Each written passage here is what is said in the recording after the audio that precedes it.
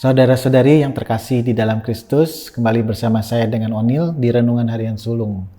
Kali ini judul renungannya adalah Merasa Sendirian. Nah, saudara-saudari, ayat yang akan kita baca ya, itu diambil dari Kejadian 3 ayat 8 sampai 9. Mari kita baca, saudara-saudari. Kejadian 3 ayat 8 sampai dengan 9. Ketika mereka mendengar bunyi langkah Tuhan Allah yang berjalan-jalan dalam taman itu pada waktu hari sejuk, bersembunyilah manusia dan istrinya itu terhadap Tuhan Allah di antara pohon-pohonan dalam taman. Tetapi Tuhan Allah memanggil manusia itu dan berfirman kepadanya, "Di manakah engkau?" Nah, saudara-saudari, saya ingin bertanya dulu sama saudara-saudari ya. Adakah dari kita pernah merasa bahwa kita itu di dunia itu sendirian? Rasanya orang itu tidak pernah peduli sama kita, orang tua kita pun walaupun ada keluarga, kita merasa tetap sendirian dalam keluarga itu dan merasa mereka tidak peduli sama kita. Dan kadang-kadang kalau ada teman pun, rasa kesepian dan kesendirian itu tetap ada di dalam hati kita. Apakah teman-teman pernah merasakan kesendirian yang begitu menyiksa seperti ini di dalam kehidupan teman-teman? Nah, saudara-saudari, kesendirian seperti ini sebetulnya tidak datang begitu saja dan ini tentunya ada sebabnya, saudara-saudari. Nah, kita bisa belajar dari Kejadian. Nah, contohnya bagaimana? Jadi waktu di dalam Kejadian ini adalah konteks di mana Adam dan Hawa itu telah memakan buah terlarang ya. Jadi waktu Yesus menghampiri mereka itu terlihat seperti guilty feeling atau ada rasa bersalah di dalam hati mereka sehingga mereka ngumpet di antara pepohonan. Padahal sebelumnya kalau kita pikirkan kalau sebelum dia makan buah terlarang, rasanya sikap mereka itu tidak akan seperti itu, saudara-saudari. Jadi sejak manusia jatuh dalam dosa, guilty feeling atau rasa bersalah di dalam hati kita itu mulai menjadi satu kebiasaan atau bagian dalam hidup kita, saudara-saudari. Nah, apa hubungannya rasa bersalah dengan kesendirian, saudara-saudari? Nah, waktu Tuhan itu mendatangi mereka, saya membayangkan seperti ini ya. Adam dan Hawa itu membayangkan waktu Tuhan mencari di manakah engkau, waktu dia tanya seperti itu. Mereka membayangkan muka Tuhan yang sepertinya marah, terus penuh dengan penghakiman dan berkata dengan seperti ketus berkata, "Di manakah engkau?" gitu. Seakan-akan mereka melihat Tuhan itu datang dengan mata penghakiman, dengan muka yang marah gitu. Itu bayangan mereka. Tetapi saya pikir sebetulnya realitanya sebenarnya Tuhan itu nggak seperti itu pada saat Tuhan itu mencari mereka. Jadi Tuhan itu sebetulnya punya wajah yang begitu maha kasih, berbelas kasihan, dan dia benar-benar kasihan sama Adam dan Hawa gitu. Dan dia datang dengan lembut dan berkata, "Adam, Hawa, di manakah engkau?" Nah, kenapa ada perbedaan antara realita dengan gambaran Tuhan yang ada di dalam hati Adam dan Hawa? Itu karena dosa, saudara-saudari. Dosa itu menimbulkan rasa bersalah, sehingga kita melihat Tuhan itu adalah Tuhan yang pemarah dan siap menghakimi dan siap melihat menunjuk segala kesalahan kita, saudara-saudari. Nah, cara melihat seperti ini akan berdampak banyak dalam kehidupan kita. Mungkin saja kita hidup di dalam satu keluarga yang begitu perfeksionis ya, begitu ingin keluarga terlihat baik di mata masyarakat.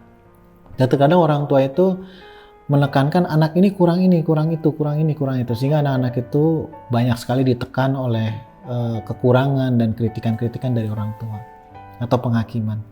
Nah, anak-anak yang bertumbuh di dalam keluarga yang penuh dengan tekanan seperti ini tentunya akan juga melihat Tuhan yang penuh dengan penghakiman, tertular dari gambar yang ditularkan oleh orang tua mereka gitu. Sehingga pada saat kita memiliki rasa bersalah yang terlalu tinggi, saudara-saudari, akibat juga dari dosa keturunan ini itu. Jadi yang terjadi adalah dua ekstrim, saudara-saudari. Kita menjadi orang yang sangat menyalahkan diri sendiri atas semua yang terjadi di sekeliling kita. Walaupun kadang itu bukan salah kita tetap menyalahkan diri kita sendiri secara terus-menerus. Kita merasa benar-benar terlalu berdosa sampai nggak bisa ditolong. Tapi kita juga bisa menjadi ekstrim yang lain. Kita nggak mau kelihatan jadi orang yang salah. Jadi kita menghakimi orang-orang di sekeliling kita dan kita melemparkan kesalahan itu kepada mereka. Nah, itu yang terjadi dengan relasi Adam dan Hawa sejak jatuh dalam dosa. Mereka saling menghakimi, saudara-saudara. Ya. Nah, rasa bersalah itu ya membuat kita berjaga-jaga terhadap orang sekeliling kita. Kita nggak mau kelihatan salah gitu ya. Kita berjaga-jaga, wah jangan-jangan ini mau nuduh saya nih di sekeliling saya. Orang terdekat kita itu menjadi orang-orang yang asing, yang jahat, yang siap untuk menunjuk-nunjuk kesalahan kita. Nah, akhirnya keadaan seperti ini membuat kita itu menjadi terasing. Dikatakan di sini adalah dosa itu membuat kita terpisah dari Tuhan dan terpisah dari sesama. Nah, pada saat manusia itu merasa sendirian, walaupun sebenarnya realitanya tidak sendirian, saudara-saudari, ini kan sebuah ilusi ya. Pada saat dia merasa sendirian, sudah tidak ada yang perhatiin, maka pikiran-pikiran untuk membunuh diri sendiri, pikiran untuk menyakiti diri sendiri itu akan timbul, saudara-saudari. Nah, apakah kita pernah mengalami hal seperti ini? Benar-benar kesendirian yang begitu menyiksa, saudara-saudari. Saudara-saudari, kita perlu sadari ya, saudara-saudari, bahwa ini adalah akibat dari dosa. Dosa itu begitu mengurung kita, memisahkan kita dari sesama dan memisahkan kita dari Tuhan. Ini adalah tipu daya dosa, saudara-saudari. Sadarilah ini, saudara-saudari. Kita itu sebetulnya bukan sendirian, kita sedang ada di kalangan manusia, cuman kita tidak bisa merasakan mereka sebagai bagian dari kita. Itulah akibat dari rasa bersalah, akibat kejatuhan manusia di awal mula dari peradaban manusia ini, saudara-saudari. Nah, saya ingin menggambarkan seperti ini. Bisa nggak kita membayangkan Tuhan itu yang waktu datang berkata, di manakah engkau? Atau dia nyebut nama kita ya. Kena nama saya misalnya, di manakah engkau Onil? Kita tidak melihat Tuhan yang sedang marah dan sedang cari-cari kesalahan kita, tapi kita melihat Tuhan yang begitu belas kasihan, pengen menolong kita. Dia mencari kita, dia ingin menjangkau kita. Nah, gambaran kejadian ini adalah cocok dengan gambaran Paskah, saudara-saudari. Di mana Tuhan itu tahu kita berdosa, tapi dia adalah Allah Bapa, Tuhan Allah, yang benar-benar mencari kita dan turun ke dunia dan menyerahkan anaknya itu supaya kita ditebus dan dia bisa kembali bersama dengan kita. Gitu. Dia tidak memperhitungkan kesalahan kita, bahkan dia bayar kesalahan kita untuk dia bisa mencari kita, mengasihi kita. Gitu. Nah, buat kita yang merasa sekarang itu sendirian, sepertinya dunia ini menyalahkan kita gitu, ya. Dan hati nurani kita juga menyalahkan diri kita, gitu. Dan kita merasa sendirian. Coba deh rasakan Tuhan yang begitu mencari kita.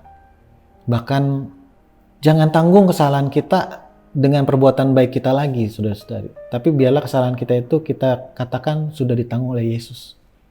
Sehingga kita tidak terlalu keras sama diri kita sendiri gitu. Dan kita juga tidak memberikan satu dorongan untuk menyalahkan orang lain juga. Kesalahan orang lain pun sudah dimaafkan di dalam darah Kristus, saudara-saudari. Kalau kita menyadari hal ini, kita gampang mengampuni. Kalau kita menyadari salib Kristus ini di dalam rangka kita akan menanti Paskah ini, kita tentu tidak akan terlalu keras menyalahkan diri sendiri karena diri kita udah diampuni Tuhan. Masakan kita nggak mau mengampuni diri kita sendiri, saudara-saudari. Nah, sebagai penutup, saudara-saudari, saya ingin mengambil satu kata-kata dari Hannah Swittenbank ya. Ini saya bacakan, karena ini bahasa Inggris, saya langsung translate aja, langsung terjemahkan untuk saudara ya. Buat kita merenung untuk saudara-saudari atau teman-teman yang merasa hidupnya tuh sendirian karena rasa bersalah itu. Ya. Seperti ini kalimatnya. Ambil waktu sejenak, saudara-saudara, untuk menyadari di mana kita merasakan sangat-sangat sendirian, sangat-sangat kesepian sekali. Perasaan itu merasa terpisah dari Tuhan, dan kita juga merasa terpisah dari sesama kita. Keluarga kita ada di dekat kita, sahabat kita ada di dekat kita, tapi kita tidak merasakan mereka hadir untuk kita. Sangat sepi sekali, saudara-saudara. Dan juga ingatlah di mana Tuhan itu sedang berlari, menghampiri kita, menjangkau kita, dan untuk memeluk kita dan mengasihi kita, saudara-saudari.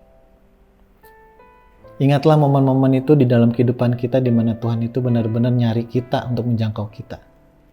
Jangan lupakan momen itu, saudara-saudari. Karena saya yakin momen itu ada dalam hidup kita, saudara-saudari. Bagaimana kita merasakan hal itu, saudara-saudari. Bagaimana perasaan kita waktu kita mengingat lagi momen di mana Tuhan cari kita dengan muka yang penuh belas kasihan. Bukan muka penghakiman, tapi penuh belas kasihan dan ingin menolong kita. Berterima kasihlah untuk momen tersebut jika saudara mengalami momen tersebut. Jika saudara belum mengalami momen tersebut, saya akan doakan supaya saudara mengalami Tuhan yang berlari-lari menjangkau kita dengan muka yang penuh dengan belas kasihan. Minta Dia tolong kita untuk merasakan kesedihan kita supaya kita terbebas dari rasa bersalah. Minta tolong sama Tuhan, saudara-saudari. Minta tolong sama Tuhan untuk menghancurkan jarak antara saya dengan Dia dan juga jarak antara saya dengan sesama. Karena segala sesuatu itu disebabkan oleh dosa dan rasa bersalah, saudara-saudara. Rasakan Tuhan yang penuh dengan belas kasihan, bukan Tuhan yang pemarah dan penuh penghakiman, saudara-saudara. Minta Tuhan mengganti wajahnya di hati saudara. Berdoalah untuk ini ya saudara-saudari. Mari kita berdoa. Ya Bapa, kami tahu Engkau Bapa yang penuh dengan kasih. Wajahmu penuh dengan belas kasihan. Dan mulutmu berkata, di manakah Engkau? Engkau mencari kami. Engkau benar-benar menantikan untuk bersatu kembali dengan kami. Engkau bahkan mengirimkan anakmu Yesus untuk mati di kayu salib buat kami. Supaya apa ya Tuhan? Supaya kami terbebas dari rasa bersalah. Supaya kami terbebas dari rasa kesepian. Rasa untuk berjaga-jaga dari orang sekitar kami. Yang membuat kami berjarak dengan mereka ya Tuhan. Ampuni kami kalau kami selalu sering menuduh diri sendiri dengan kesalahan yang bertubi-tubi. Ampuni kami juga pada saat kami melemparkan kesalahan kepada orang lain ya Tuhan. Karena dosa kami berbuat demikian ya Tuhan. Lepaskan belenggu dari rasa bersalah ini ya Tuhan, supaya kami kembali bisa merasakan relasi yang dekat dengan Engkau, dan kami juga bisa merasakan relasi yang dekat dengan sesama. Hanya di dalam kuasa darah-Mu ya Yesus. Di dalam nama Tuhan Yesus kami telah berdoa dan mengucap syukur. Amin. Tuhan Yesus memberkati saudara-saudari sekalian.